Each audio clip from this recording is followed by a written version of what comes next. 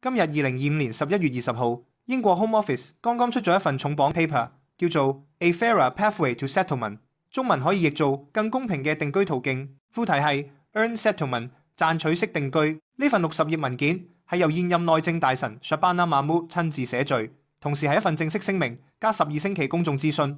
最多香港人關心嘅係 BNO 簽證會唔會受影響？答案係完全唔使驚 ，BNO 5+1 Pathway 維持不變。而且仲被單獨列為更快定居嘅例外組別。等我慢慢同你哋拆解。首先，政策大方向係咩？英國政府話由2021到2024年，淨移民急升260萬，係史無前例。特別係 Healthcare Visa 由原本預計填補6000至4萬個職位，結果3年入咗61.6萬人，當中過半係 dependents 家屬，仲有好多 fraud。政府覺得過去 Settlement 永久居留權 ILR 太自動、太易攞，5年就得，所以要大改。變成 Earned Settlement， 即係話要賺到先俾你。新制3大支柱適用於大部分移民路線。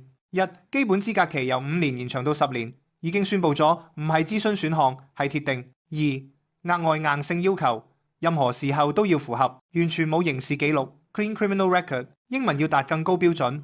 文件話 High Standard 要有 Sustained and Measurable Economic Contribution， 持續可量度嘅經濟貢獻。喺英國唔可以有債務 （No debt in this country）。三、加分扣分機制，加分可提早 settle， 高收入高稅，喺 NHS 公營服務做高級職位，長期義工等，扣分要延後，領過福利，非法入境，扣好多，難民走 Core Protection 路線要20年。但最重點，呢個新制有好清楚嘅例外名單，而 BNO 正係其中一個最優惠嘅例外。文件第4頁明白寫 ，Separately and not subject to consultation。Settlement will be quicker for those who have a uniquely strong attachment to this country, including the spouses and dependents of British citizens and British nationals overseas BNOs from Hong Kong。即係話 BNO 持有人同佢哋嘅家屬定居時間會更快 ，quicker， 唔使跟足10年基線。呢項係 not subject to consultation， 即係唔使諮詢，直接落實，唔會改。換句話說，5+1 6年攞 ILR 嘅路線。現階段完全維持不變。除咗 BNO， 另一個同樣快速嘅係英國公民嘅配偶家屬。換言之，政府將同英國有獨特強連結嘅人單獨拎出嚟保護。再講清楚啲，邊啲人真係中招，要行10年甚至15年。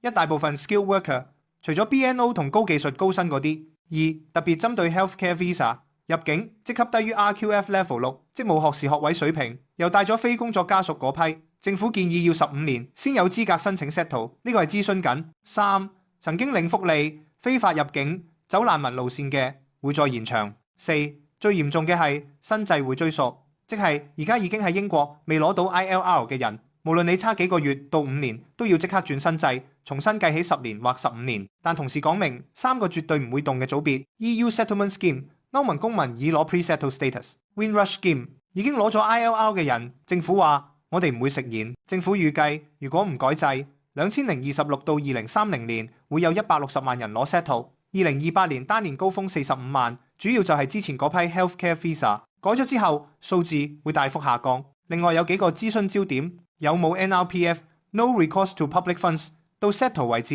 即攞 ILR 之前都唔俾領福利 ，settle status 之後福利 benefits 應唔應該保留俾公民，即係攞咗 ILR 都可能唔俾你領。小朋友、軍人。某啲罪案受害人嘅特別安排，對香港 BNO 持有人嘅實際影響。總結呢段最重要：15年有限期居留第6年申請 ILR 嘅路線，現階段100%維持。2. BNO 家屬、配偶、18歲以下子女 （dependent parents） 等一樣受惠。3. 政府將 BNO 視為 uniquely strong attachment to the UK， 同英國公民配偶同級。